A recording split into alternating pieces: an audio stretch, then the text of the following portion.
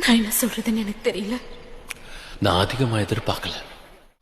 நீங்க என்ன மீட்டு கொண்டு வந்தீங்க, நான் எல்லாத்தையும் தூக்கி வச்சுட்டேன். எல்லா விதத்திலயும் உங்களுக்கு கடன்பட்டிருக்கேன்.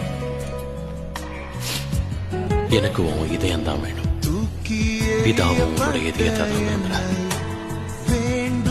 ஏற்கனவே உங்ககிட்ட இருக்கிறது எங்க கிட்ட கொடுத்து மத்தது சரியான நேரத்தில் சரியாயிடும்.